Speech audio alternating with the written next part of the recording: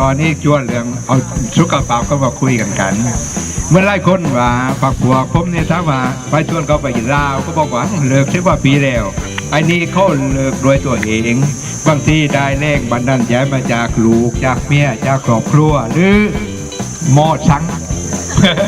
หม้อสังว่าอยากกินเลยนะถ้าว่ากินเลยจ้าไม่ยืดแหลกนะครับไล่คนที่ว่าเรียกว่าจ่ายความสมัครใจกันนั้นจ่ายความสมัครใจและจ่ายสถานการณ์มาแล้วมาไกลๆบีบตัวเองว่าถ้าว่าเลือกได้เนี่ย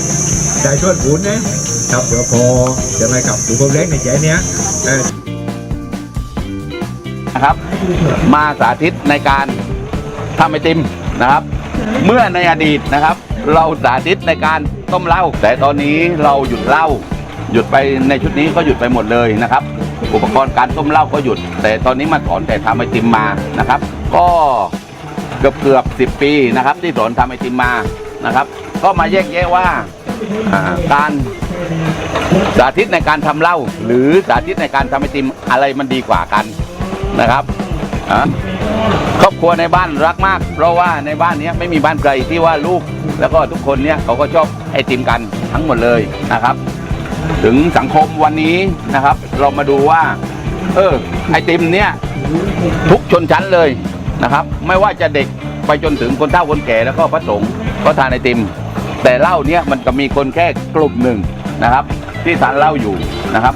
ทีนี้ก็เลยว่าหลังจากนั้นมาเราก็ว่า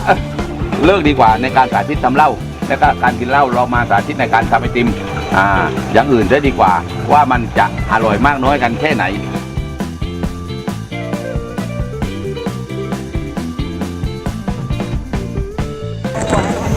คุยเกี่ยวกับเหล้าครับนะเมืองก่อนผมลืมรับราชการตำรวจที่สพตกาบังอำเภอยาฮาจังหวัดยะลาครับตอนนั้นคุมหานลักเมืองประจำกับแต่ครับโม่หัวลาน้ำซึ่งมันมีอยู่ช่วงนึงลูกน้องขับรถรับในเราต่างคนต่างโม่กันตอนนั้นลบจากตีตะมันโม่พี่ซึ่งกับผมเล่ๆว่าโม่ต่อไปมันคงไม่ดีเลยแต่คุยกับลูกน้องว่าลงหดกระพิษนะอย่างมากเร่งรถทีเดียวรถไม่ได้พอหลังจากนั้นกันผมทุบระเบิดอีกนะกาข้ามไปข้างหนึ่งตึงใหญ่มาอยู่ว่าเยอะตั้งแต่บัดนั้นผมไม่เคยกินเหล้าเลยครับต่างปฏิทานว่าตลอดชีวิตดีผมจะไม่กินเหล้าเลยนะครับแต่บุหรี่ผมไม่ดูดมาตั้งแต่ตอนกับนะถึงการขอบคุณเดวาคุณเดียวอดเหล้าได้มันนายกกับนายกแกเลือกไปแล้วผมก็เลือกตามมาแล้วการคุณต่อไปการคงเลือกตามกันนะขอบคุณมากครับ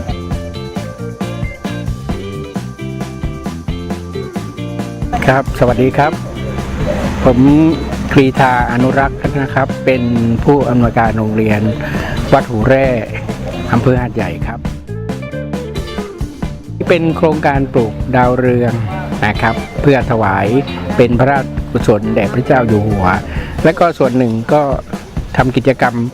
ร่วมก็มีเรื่องของการงดเหล้าเข้าพรรษานะครับซึ่งเป็นโครงการของสสส.ที่ได้มาร่วมกิจกรรมซึ่งเป็นโครงการที่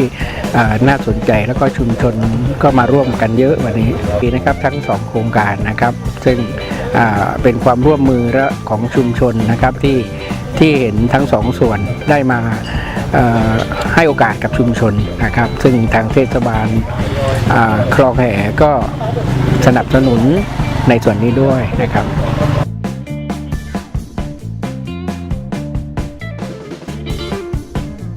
รู้สึกดีใจนะคะวันนี้ที่ว่าชาวชุมชนท่าไทรได้มีกิจการร่วมกันในการปลูกดอกดาวเรืองเพื่อถวายนะคะแล้วก็โครงการนี้เป็นโครงการที่ว่าชาวชุมชนท่าไทรทุกคนร่วมมือกันเพื่อชุมชนแล้วก็เพื่อทุกคนนะคะแล้วก็เป็นการเสริมสร้างความสามัคคีของชุมชนหนูเป็นสมาชิกของชุมชนท่าไทรนะคะก็ภูมิใจกับกิจการวันนี้ซึ่งเป็นกิจการร่วมของประชาชนของชุมชนในการงดเหล้างดบุหรี่นะคะเพราะว่าทุกครั้งที่อยู่ในชุมชนนี้ทุกวันเป็นกิจวัตรที่เห็นได้ก็คือว่าการนั่งดื่มเหล้าแล้วก็ดูดบุหรี่กันแล้วก็ปัญหาที่เกิด ตามมาก็คือ จะมีการทะเลาะเบาะแว้งปัญหาครอบครัวทุกๆอย่างที่ว่าเจอนะคะ ตอนนี้เพราะว่าโครงการนี้เข้ามาสนับสนุนปัญหาก็คิดว่าคงจะลดน้อยลงนะคะ ซึ่งเป็นประโยชน์กับชุมชนมากนะคะ ก็ขอขอบคุณโครงการที่เข้ามาสนับสนุนนะคะค่ะขอบคุณมากค่ะ ก็เป็นกิจกรรมที่ดีนะคะที่ให้ชุมชนได้มีส่วนร่วม ได้มากระจายข่าวให้ชุมชนได้เรื่องลดเลิกเหล้าบุหรี่แล้วก็อีกเรื่องหนึงก็เรื่องปลอดโฟมนะคะ ทางชุมชนท่าทรายยินดีเป็นอย่างมาก ที่ทางสสสได้มาร่วมจัดกิจกรรมในวันนี้นะคะ แล้วก็ได้มีส่วนร่วมได้ให้ชุมชนได้มีคิดแนวทางว่าเราจะต่อยอดเรื่องอะไรบ้างในชุมชน ดีใจค่ะที่มาได้ร่วมกิจกรรมในวันนี้ รู้สึกเป็นผลดีต่อประชาชนในชุมชนท่าไทรในวันนี้ครับ การลดเหล้าลดบุหรี่แล้วก็มาปลูกต้นดาวเรืองต่างๆ ให้เลิกการกินเหล้าดูดบุหรี่นะครับ และก็ทางชุมชนท่าไทรยินดีต้อนรับสสสไม่ว่าเกี่ยวกับเรื่องกิจกรรมอะไรทางผมยินดีนะครับขอบคุณมากครับ ครับก็วันนี้ได้มาร่วมกิจกรรมในส่วนของชุมชนท่าไทรแห่งนี้ก็มีสิ่งประโยชน์หลาย ๆ อย่างนะครับไม่ว่าจะเป็นเรื่องของด้านสุขภาพแล้วก็ด้านสิ่งแวดล้อมนะครับด้านสุขภาพก็จะเป็นเรื่องของการงดเหล้างดบุหรี่แล้วก็เรื่องของอาหารปลอดภัยที่ดีต่อสุขภาพของชุมชนประชาชนในชุมชนนะครับแล้วก็เรื่องของสิ่งแวดล้อมเองก็มีโครงการดีๆเข้ามาก็คือในเรื่องของการงดโฟมเลิกใช้โฟมในการบรรจุอาหารด้วยนะครับซึ่งก็จะดีต่อสิ่งแวดล้อม สงขลาหรือหัดใหญ่นี่เองเราก็ได้ทำงานมาประมาณ 7-8 ปีนะคะในเรื่องของการรณรงค์ลดละเลิกเครื่องดื่มแอลกอฮอล์ในงานเทศกาลอาหารต่างๆหรือในเทศกาลสงกรานต์อะไรต่างๆแต่ปีนี้เราได้พัฒนาเรื่องการที่เราลงลึกไปถึงชุมชนนะคะอย่างเช่นวันนี้เราลงลึกมาที่ชุมชนเทศบาลคลองแหหรือที่นี่ก็เรียกชุมชนท่าไทรแห่งนี้แต่คิดว่าเชื่อว่าไม่ได้แค่ท่าไทรเราจะชวนพี่น้องรอบๆตรงนี้นะคะในการที่จะช่วยกันลดละเลิกเครื่องดื่มแอลกอฮอล์ในเรื่องการสกัดนักดื่มหน้าใหม่โดยเฉพาะเด็กเยาวชนนะคะเด็กเยาวชนเราต้องช่วยกันเพราะเราต้องเริ่มจากชุมชนเริ่มจากครอบครัว